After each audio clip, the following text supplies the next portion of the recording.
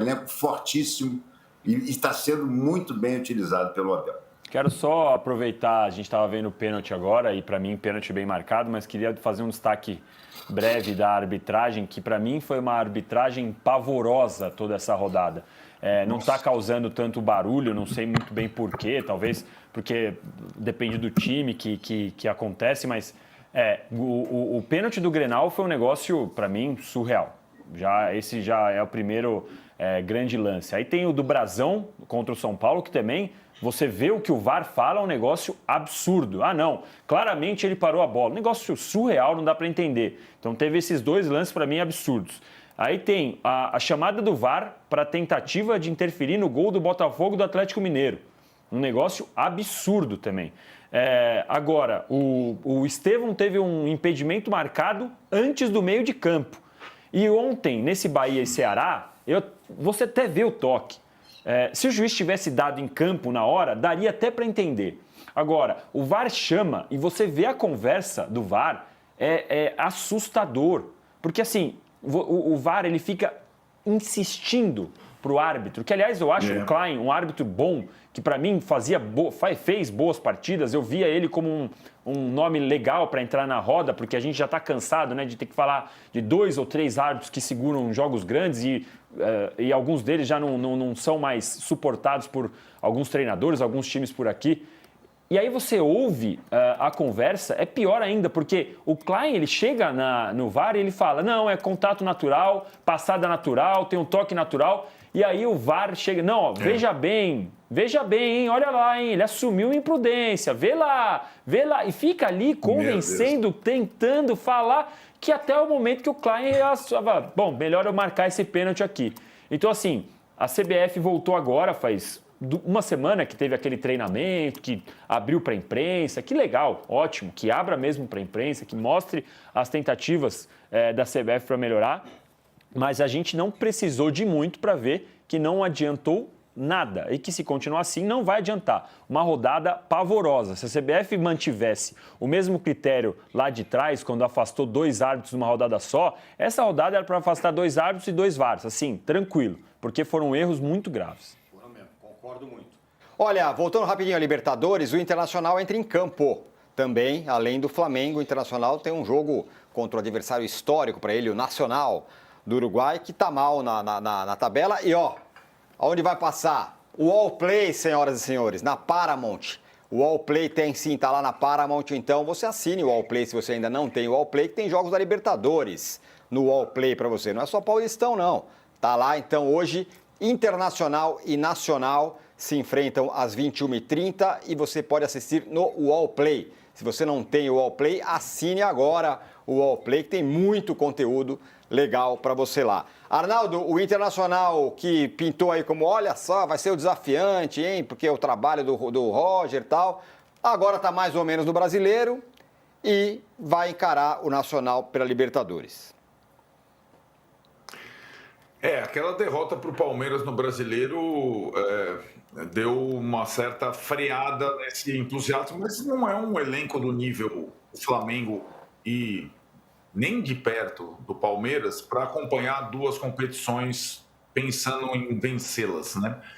E tem um detalhe, o Internacional caiu numa chave mais difícil do que a do Palmeiras e do que a do Flamengo na Libertadores, né? Então é uma chave complicada, que não dá para refrescar, é uma chave que tem mais de 2 pretendentes à classificação.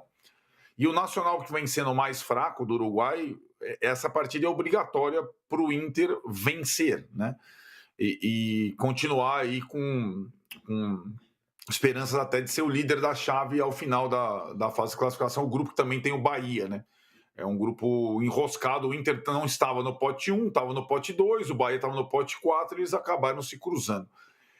Na questão, eu acho que o Inter ele depende muito de um jogador, o Alan Patrick, para ter, sobretudo em casa, o comando das ações e tal. Então, e é uma semana, né, Tironi, que no Brasileiro ele recebe o Juventude abrindo a próxima rodada no sábado em casa também. Então, é uma semana caseira, de volta ao Beira-Rio, para o Inter confirmar a posição na Libertadores e não sair do pelotão de cima do brasileiro. Mas é uma semana que ela não permite tropeços, nem contra o Nacional e nem contra o Juventude. Muito bem. Vou olhar na tela aí que a gente vai colocar todos os jogos da Libertadores que acontecem hoje, nesta terça-feira. Tem LDU e Flamengo, como a gente já falou bastante. Tem Carabobo e Universidade de Chile. Alianza Lima e Talheres, isso aí é do grupo do São Paulo. O Alianza Lima se deu bem com aquele empate lá, também está lutando pela classificação. O Talheres está por um fio para cair fora. E o Carabobo e Universidade de Chile, esse grupo não tem brasileiros. Não, a do Botafogo. Tem o Fortaleza. Não. Colo-Colo e Racing se enfrentam também. Tem Internacional e Nacional. Sim, né? Esse não tem. Não, esse é do Fortaleza. Esse é do Fortaleza. Colo-Colo e Esse é do Racing. Fortaleza. Isso mesmo. Desculpa. E Barcelona e Universitário se enfrentam também às 23 horas. Então, todos os jogos da Libertadores nessa terça-feira. Assine o Allplay, que tem muito jogo da Libertadores para você encarar. A gente vai para um breve intervalo, mas antes, vamos fazer o seguinte. Vamos mostrar aí um trechinho do podcast sobre o Neymar, que já está no All Prime. E a gente vai para o intervalo, dissecando a história e a carreira do pai do Neymar com o Neymar pelo Santos. e tudo o que aconteceu. Olho na tela e a gente já volta. Ele nunca jogou pelo Santos, mas criou o príncipe da vila. O pai, o empresário, o estrategista, o filho, o craque, o ídolo. Neymar da Silva Santos. Fechou contratos, negociou transferências e transformou um menino da Baixada Santista em ídolo mundial. Neymar da Silva Santos Júnior. Emocionou torcidas, acumulou títulos e transformou um mecânico num empresário implacável. Agora, o novo podcast do All Prime vai revelar um enredo que entrou para a história do futebol mundial. Este é Neymar, um podcast original do All Prime. Ouça no All, no YouTube do All Prime e em todas as plataformas de podcast.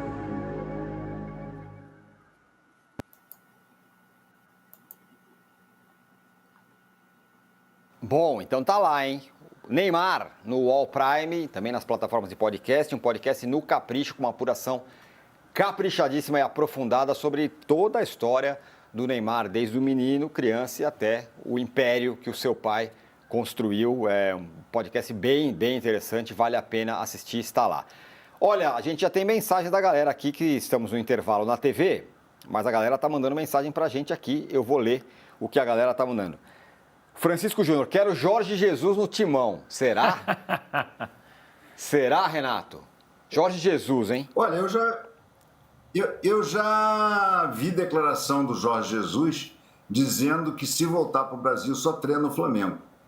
Não sei até que ponto isso é demagogia ou não, mas ele já falou isso. Ele disse que não cabe, ele criou uma identificação tão grande com o Flamengo que não caberia a volta dele para um outro clube. Mas a gente sabe que isso aí, às vezes, é só para jogar para a galera, né? Mas ele falou isso, ele falou que, em princípio, no Brasil, só o Flamengo, senão ele prefere ir para outro país. O Codorna, aqui ele fala, se não classificar na Libertadores, o Felipe Luiz vai de Deus a técnico descartável em menos de 3 meses? Ah, não deveria ser assim, né? Pelo amor de Deus. Aí fica de gente. Daqui a pouco, na volta do intervalo, a gente vai falar sobre outro técnico que está entre o céu e o inferno o tempo todo, mas não dá, né? Assim, achar que ontem o cara foi para a seleção e agora o cara não serve mais. É uma loucura isso, né? Não existe, né? Não existe. O Flávio Oldenburg fala que o Felipão está sendo cogitado como coordenador técnico no Grêmio. Eu vi. Grêmio que contratou Mano Menezes. Mano Menezes, ele está virando esse técnico que salva time na pior, né? Foi assim com o Fluminense, foi isso aí com o Inter e assim agora com o Grêmio de novo, né? Agora. E tem a questão, a E gente tem que ver. foi assim que ele começou, né? É verdade. Se a gente lembrar, ele pega o Grêmio na Série B. Isso mesmo. Aí com a Batalha dos Aflitos ele consegue voltar e tudo. E aí depois ele se transforma num técnico importante. Mas ele ultimamente tem sido chamado mais como bombeiro do que como aquele treinador que diz, não, eu quero o Mano para começar a temporada, tá? Não tem sido esse o caso. A dificuldade do Mano tem sido dar o segundo passo depois de ser o bombeiro, né? Porque quando ele tenta dar esse segundo passo, ele tem arranjado confusões, né? Arranjou confusão no Corinthians, arranjou confusão no Fluminense. Então vamos ver como vai ser no Grêmio agora, que ele vai chegar para ser bombeiro, mas precisa dar um segundo passo num elenco que tem algumas questões, o elenco do Grêmio, viu? Ontem alguém estava falando, o Kahneman tá no Grêmio ainda, é verdade, é um elenco desequilibrado, não sei, estranho. Estamos voltando, hein?